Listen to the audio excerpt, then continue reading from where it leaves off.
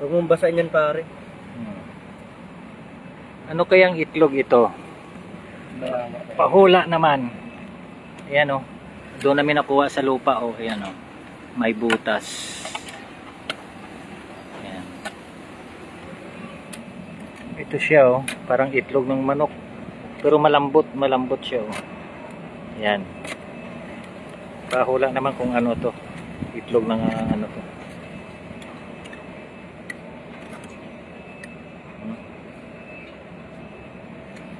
Yan, marami. Ilang piraso. 1, 2, 3, 4, 5, 6, 7, 8, 9, 10, 11, 12, 13, 14, 14 piraso. Yan.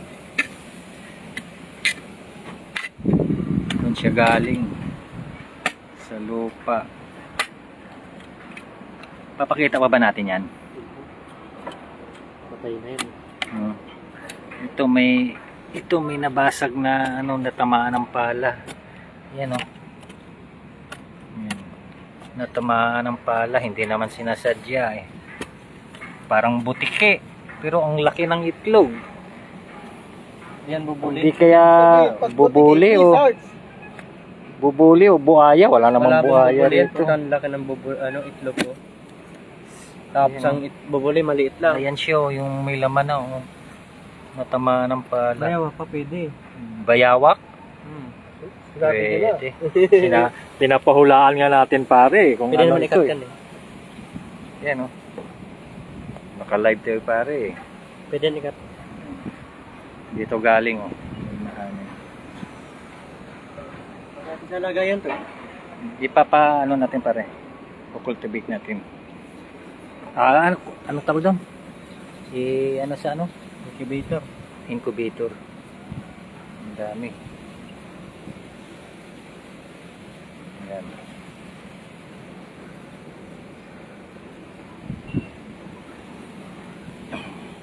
Pa-comment na lang po kung anong itlog ito. Malambot siya oh. Anong klaseng itlog ng bayawak? Anong klaseng ano siya?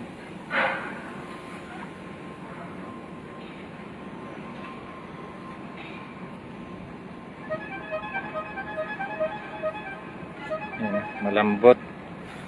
Lahat malambot.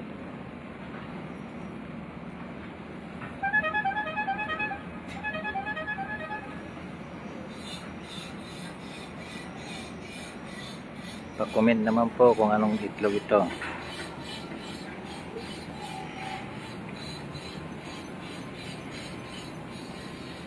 Niluluto pa na yan oh.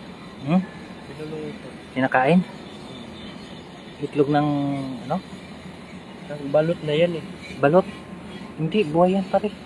Mapipisa to, may sariwa pang ano. Mapipisa pa ngayon, tingnan mo. Sariwa yung ano, may dugo. Ayan o. Binubuhay ng Kapampangan food historian na si Lilian Borromeo ang pagluluto ng Pampanga delicacies. Inaabangan niya ang naglalako ng itlog pero